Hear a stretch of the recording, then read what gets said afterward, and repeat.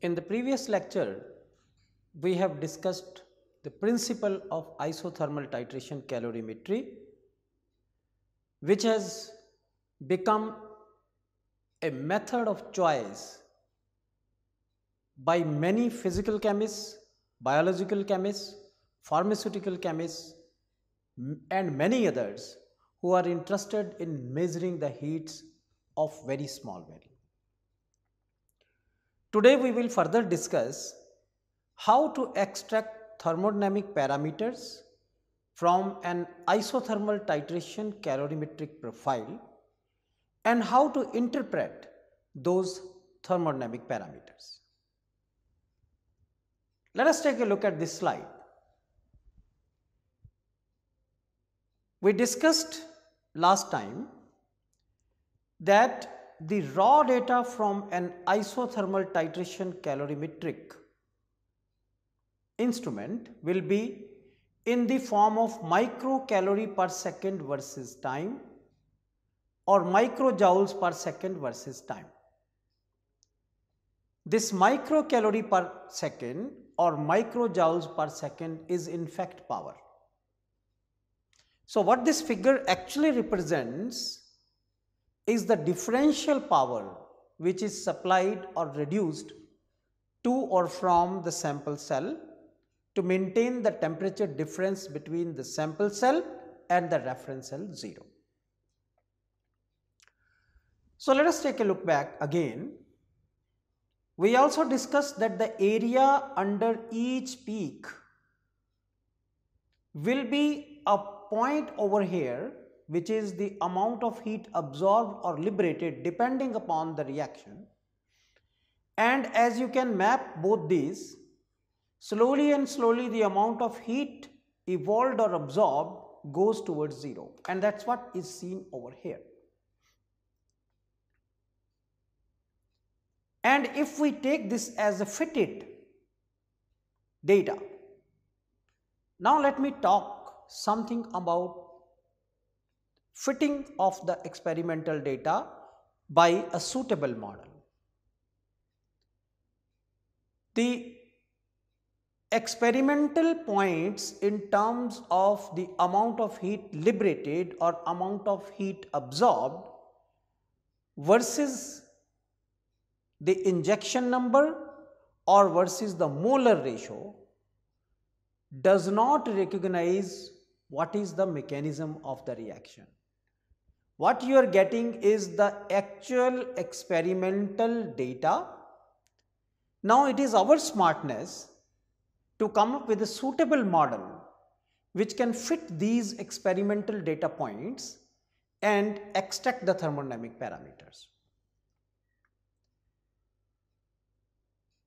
Now the commercially available softwares offer variety of models starting from single binding site model. What is a single binding site model? A protein may have binding site for a certain molecule, and it may have one binding site, it may have two binding site, or it is also possible that the two protein molecules may be shared by the same, the two binding sites or individual two protein molecules may be shared by the same ligand. So therefore, different models are available which are single binding site model. That means single binding site means 1 mole of the ligand binds 1 mole of the macromolecule. Or it may be two binding site models in which one protein molecule may bind two ligand molecules, or there may be three binding site models or multiple binding site models. Then there are other binding site models possible. For example, sequential binding site model. What is a sequential binding site model?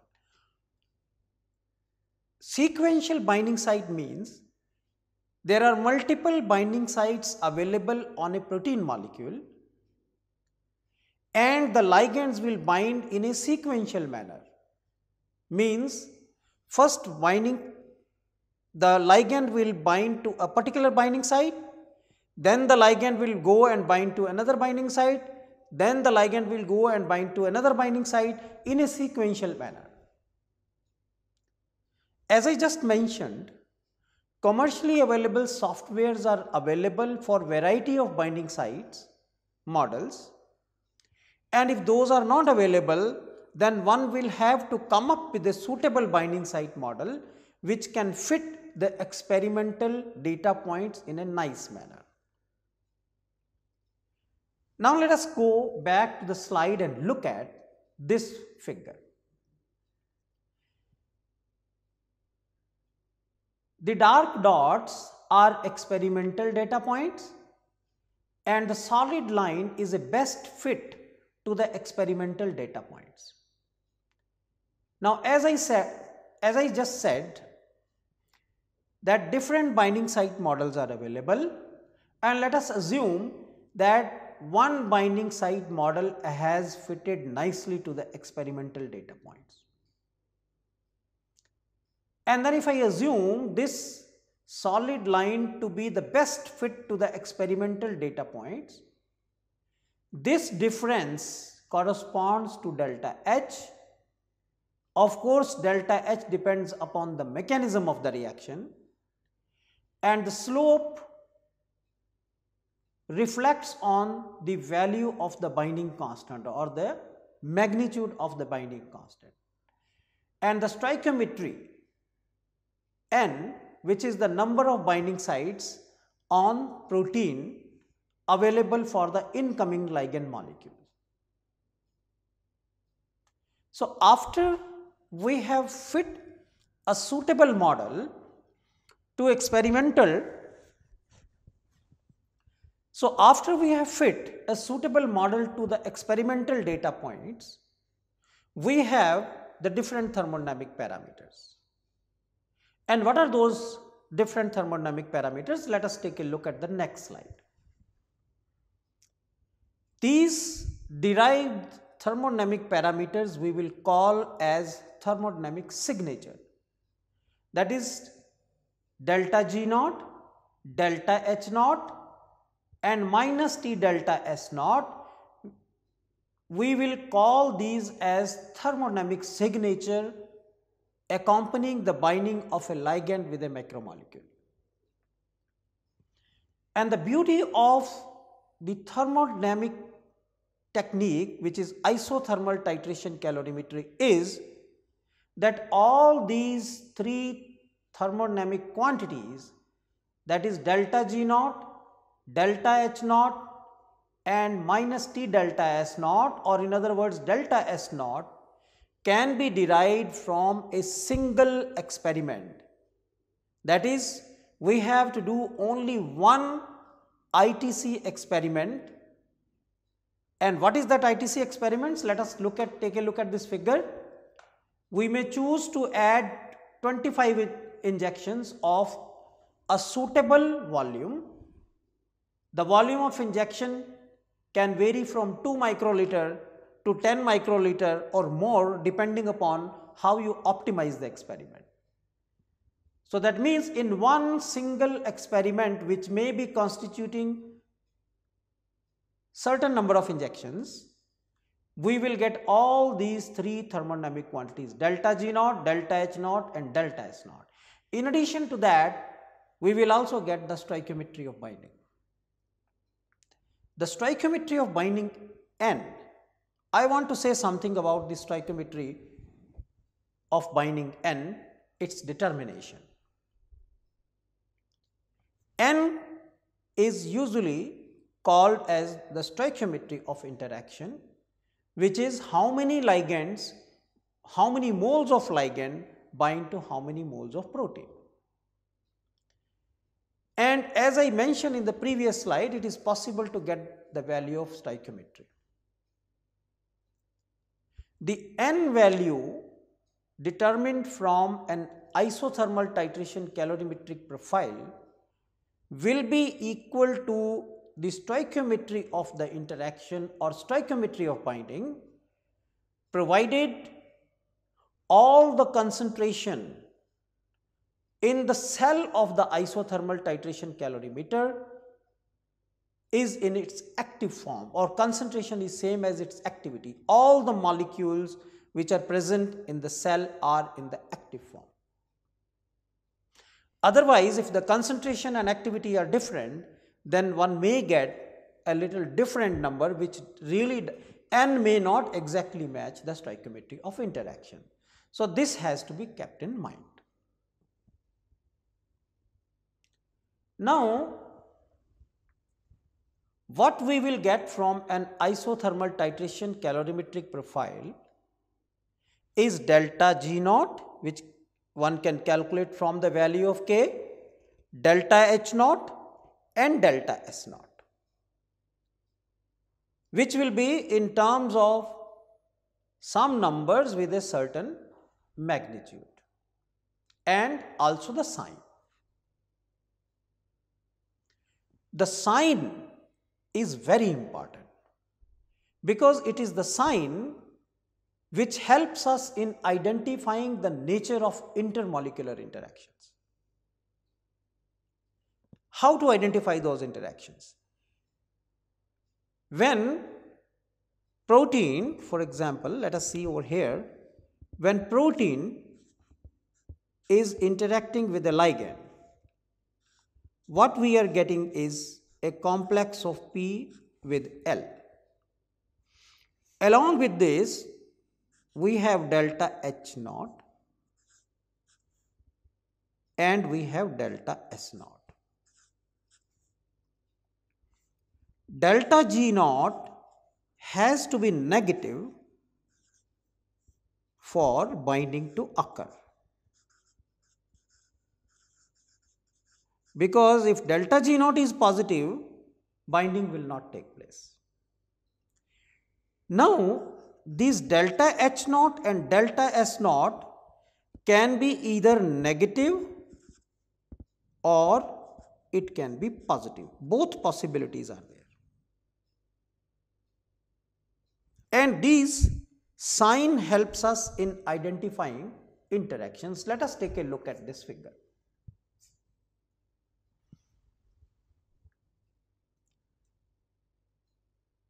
The red color bar represents delta G naught, the green represents delta H naught and the blue represents delta S naught, but in the form of minus T delta S.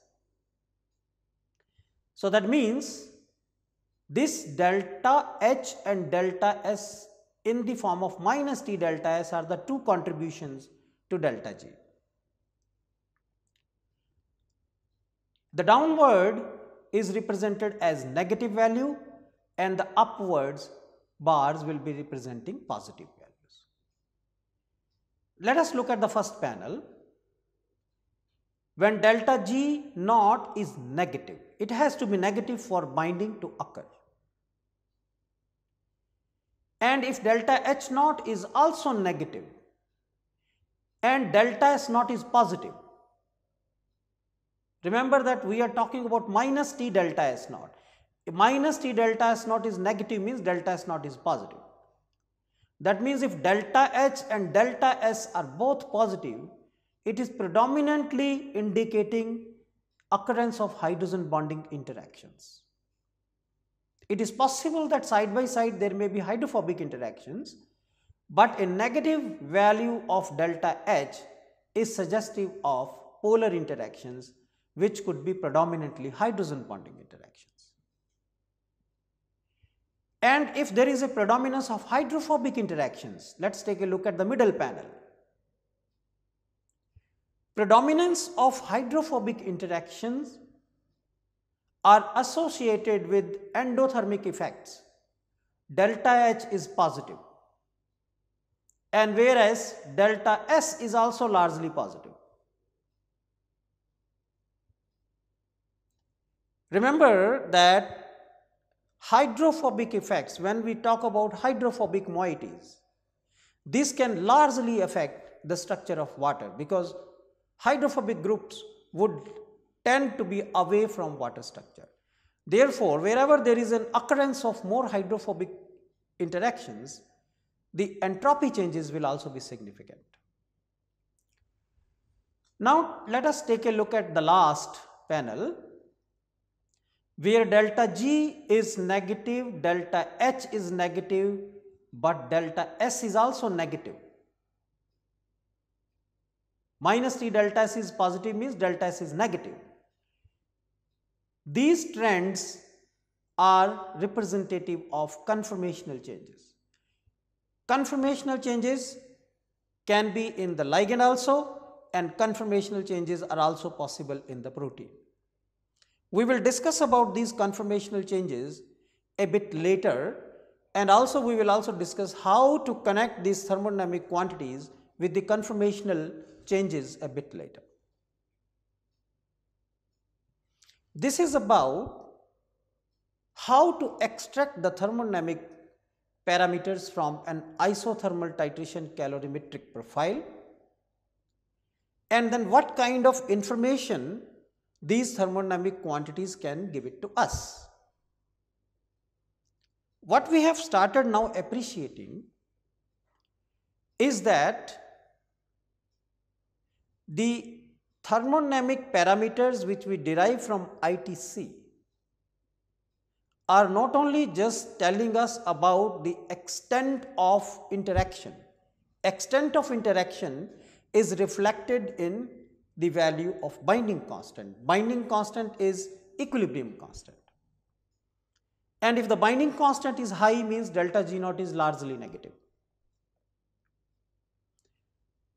So we are not only trying to connect with the extent of interaction, we have also started connecting the signs of these thermodynamic quantities with the nature of intermolecular interactions. So slowly and slowly we have started unraveling the power of isothermal titration calorimetry in giving the insights of the intermolecular interactions. Before designing an ITC experiment, an optimization of the experimental conditions is important. By now, large amount of data on variety of molecules is available where isothermal titration calorimetry has been used. And based on that set of experimental data, a general equation has been suggested which should help us in designing an isothermal titration calorimetric experiment suitably. Let us take a look at that. Literature suggests that if the affinity increases, that is, if we move from weak binders towards strong binders, the concentration requirement of the macromolecule decreases. That means if the binding is weak, we will require large amount of the macromolecule, and if the binding is strong, we will require small amount of the macromolecule. That is, weak binders, if I say the binding constant of the order of 10 raised to the power 2 or 10 raised to the power 3, and strong binders means binding is 10 raised to the power 8, 10 raised to the power 9. So if the binding is weak, we will require millimolar quantities of the protein, intermediate micromolar quantities of the protein, and very strong binders we may require only nanomolar quantities of the protein. And the general expression which helps in designing the isothermal titration calorimetric experiment is given in this slide, which is a factor C. C is equal to the stoichiometry of the reaction, N, which is the stoichiometry of binding, into binding constant, or I can also call it as association constant, into the total macromolecule concentration, and macromolecule usually is protein in this case. So, C is N times K times the total protein concentration or total macromolecule concentration. And the figure shows how the output or isothermal titration calorimetric profile will look like for different values of C. And this figure represents a range of C value from 0.01 to 1000. This one, let us take a look at this line. This is corresponding to a value of C which is equal to 0.01. This is for 0.1. And for a C value of 1, yellow line is observed. For a C value of 10, the green curve. For a C value of 100, the bluish curve. And for a C value of 1000, this violet type of curve is observed. So, what is the main observation here? The main observation is that when the C value increases, the shape of the isothermal titration calorimetric profile also increases. When C value is 0.01, you see it is just like a straight line, and no thermodynamic information can be derived from such an experimental data. Even when the C value is 0.1, it is also like a straight line and it does not give any information. For a C value of 1, some small curvature has started appearing, but still this is not sufficient to give an accurate estimation of all the thermodynamic quantities that we would like to derive from an ITC profile. When C is equal to 10, a reasonably good isothermal titration calorimetric profile can be obtained, where you have a good amount of data in the pre-saturation region and towards the saturation and intermediate, where the binding sites are getting filled. For a C value of 100, which is bluish line, this is also a very good isothermal titration calorimetric profile.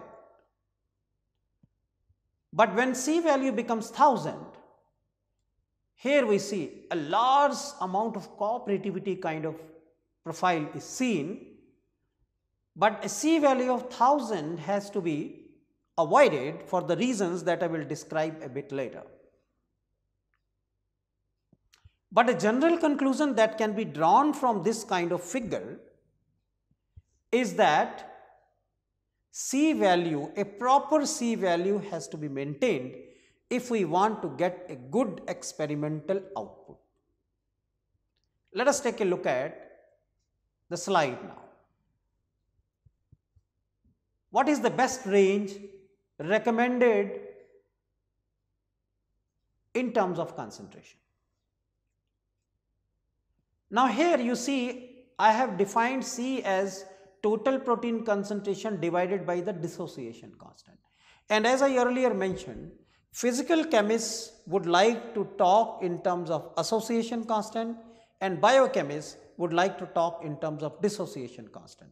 So therefore, we should not get confused when we are talking about association constant or when we are talking about dissociation constant. A C value between 10 to 100 is usually considered very good and gives a very good isothermal titration calorimetric output profile. A C value between 5 to 500 is okay, is good, can fall into the category of good. A C value between 1 to 5 and 500 to 1000 is okay type. Not good, not very good, but okay. and a C value less than 1 and greater than 1000 we do not want. So therefore, if the C value can be maintained between 10 to 100,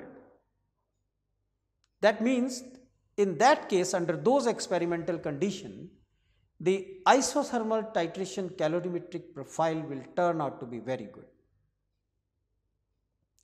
And let us try to appreciate from this equation that increasing the value of C means we will have to increase the concentration of the protein.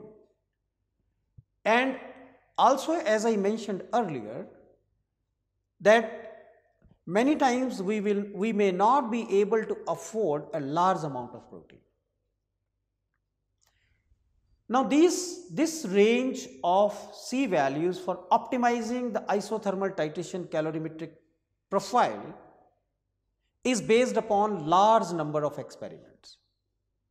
However, several reports are appearing or have appeared in literature where different authors have said that it may be possible to obtain good quality thermodynamic data even if the value of C is low. So therefore, we must remain in touch with the literature for any updates, that is, if there are new experiments being designed or if there is a new information on how to get good thermodynamic data when the C value is small. So, in the design of an ITC experiment,